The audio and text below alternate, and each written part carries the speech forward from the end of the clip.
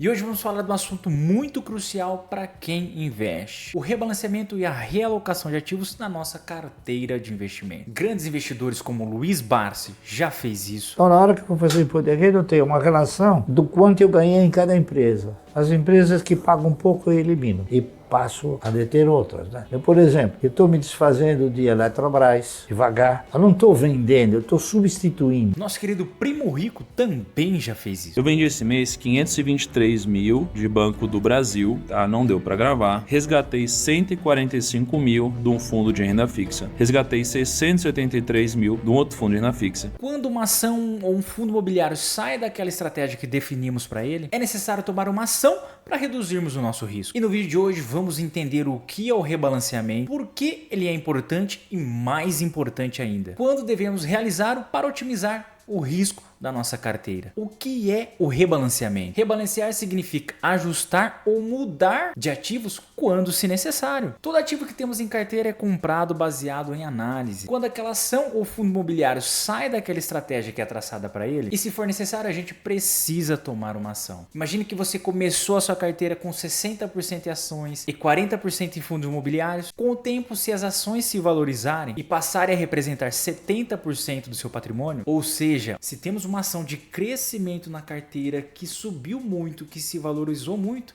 a gente vai fazer o quê? Vamos fazer essa venda, pegar esse lucro que essa ação nos deu e realocar naquele ativo que não está performando muito bem. E assim a carteira não fica desbalanceada em relação ao risco que a gente está disposto ao quê? A correr. Por que rebalancear a nossa carteira? Primeiro, gestão de risco. Manter a alocação original ajuda a controlar o nosso risco. Se você não rebalancear, pode acabar com uma exposição maior em um ativo que não se alinha de acordo com o seu perfil de investidor. Ou seja, se expor a um determinado setor que tenha uma maior volatilidade e que o prêmio que você busque seja maior, o risco que a gente corre nele também é maior. Só que no meu caso, eu decidi me expor a HCTR11, que é um fundo imobiliário de papel responsável por emprestar dinheiro para o setor imobiliário. Só que esse fundo imobiliário ele é um fundo que high yield. O que seria um fundo high yield? Um fundo high yield ele entrega dividendos maiores do que os outros, só que a exposição, o risco em si que ele tem também em relação a esses tomadores do crédito,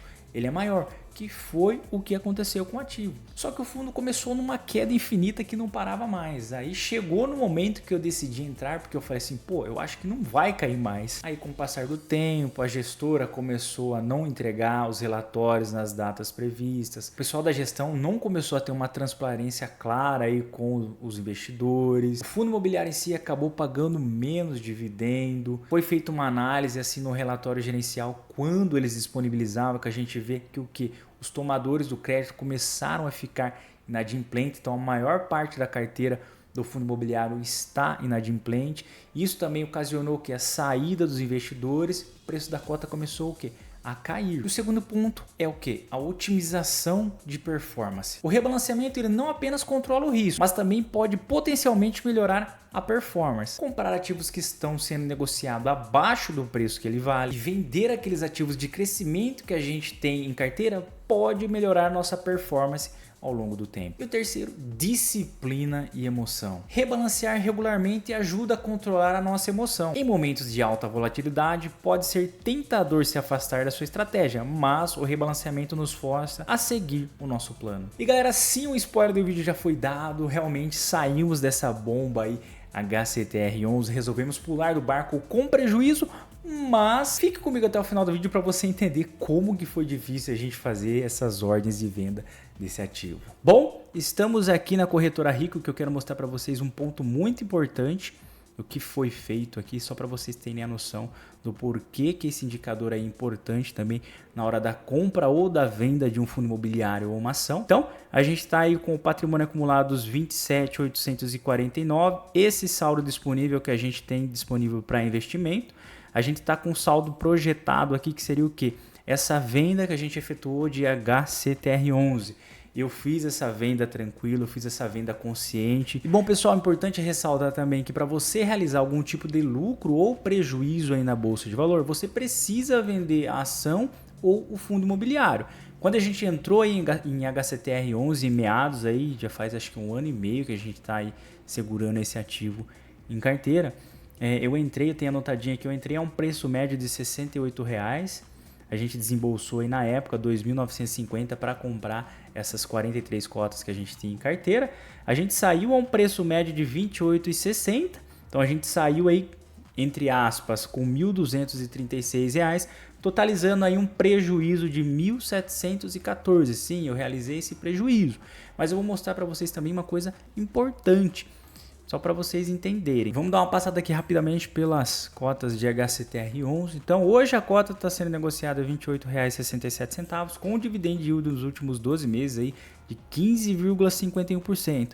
Para você que está começando, cara, toma cuidado quando você vê um fundo imobiliário de papel pagando isso aqui, ó, 15,51% aí no ano. A gente sabe que HCTR11 é um fundo high yield. O que é um fundo high yield? Fundo high yield é aquele fundo que ele vai pagar altos rendimentos para você, só que o risco que você corre em si nele, ele é maior. No caso, HCTR11 também, um dos fatores também que sim, resolvi abandonar o barco foi falta de transparência da gestora.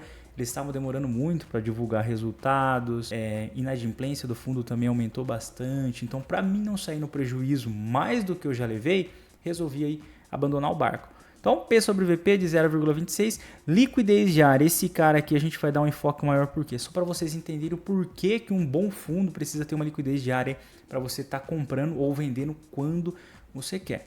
Então, uma variação positiva de 4,96 aí no ano. Bom, então, estamos aqui no Home Broker da Rico. Para você que está começando aí, não se assuste com esse Home Broker aqui, porque ele é meio confuso, mas conforme vai se passando o tempo aí você acostuma com ele.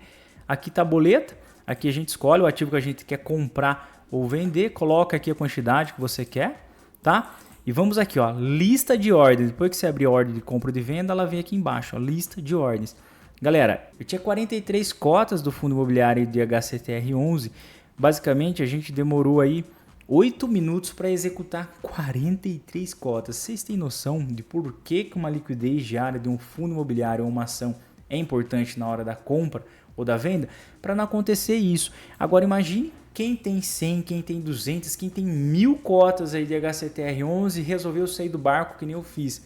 Cara, basicamente vai passar o dia inteiro vendendo aí cotas para tentar aí fazer essa execução de venda. Ó, eu vou passar um pouquinho aqui pro lado para vocês terem noção de por que demorou tanto assim. A gente tinha aqui as 43 cotas, a gente lançou a ordem e vendeu 5, sobrou 38. A gente foi lá de novo, abriu a ordem de 38 cotas aí para venda, executou 16, sobrou 22. Aí começou a ir de uma em uma, cara.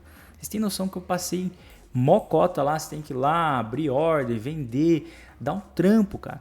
Agora imagina aí quem tem 1000 cotas, o cara basicamente passa o dia inteiro aí abrindo ordem de venda. Sempre que for entrar também no fundo, analise também a liquidez diária, tá? E vamos aqui para nossa carteira aqui no Investidor 10 para a gente fazer esse lançamento dessa venda que fizemos aqui de HCTR11. Então, fundos imobiliários, a gente vai aí executar aí essa ordem de venda, ver lançamentos, incluir lançamento, a gente vai fazer a venda aí desse fundo imobiliário. Código dele, HCTR11, tá aqui, quantidade, as 43 cotas que a gente tinha, o preço médio dos 28,67 mesmo. Salvamos, vamos esperar carregar aqui, e a gente vai voltar aqui na carteira, a gente vai ver que foi zerada. Vamos dar uma atualizada aqui, olha lá, zeramos aí a HCTR11 aí da nossa carteira. E bom, galera, o rebalanceamento de carteira é uma coisa muito comum a se fazer e, se necessário, precisa ser feito. No caso meu, o HCTR11, a inadimplência aumentou, o fundo começou a tomar vários calotes, falta de transparência aí da gestão, a gestão estava atrasando também a emissão de relatório, queda nos dividendos. Isso ocasionou o que? A saída de vários cotistas do fundo, que faz o que? A cota desvalorizar. Então sim, assumi esse prejuízo, mas como eu disse, a HCTR11 saiu daquilo que eu estava prevendo, saiu daquilo que eu imaginava aí pro fundo. Então, se um dia precisar fazer um rebalanceamento de carteira, faça sem medo, tá? Assuma o prejuízo aí. Agora o que eu vou fazer? Eu vou pegar esse dinheiro que a gente tem de HCTR11, vou realocar em alguma outra ação ou fundo imobiliário, que a gente precisa aproveitar o que também? Esses ciclos que o mercado nos dá. A gente sabe que o mercado está numa tendência de queda e tem várias ações, vários fundos imobiliários aí que estão com um preço abaixo do que ele vale. Se você gostou desse vídeo, deixe nos comentários aí. Lembrando, o intuito do canal também é o quê? Mostrar todo tipo de venda ou compra que a gente fazer para daqui a 10, 15 anos a gente falar, pô, meu, não foi sorte, a gente pensou em tudo que está sendo feito. Beleza? Beijo no coração de todos, fiquem com o nosso ilustríssimo Deus e fui!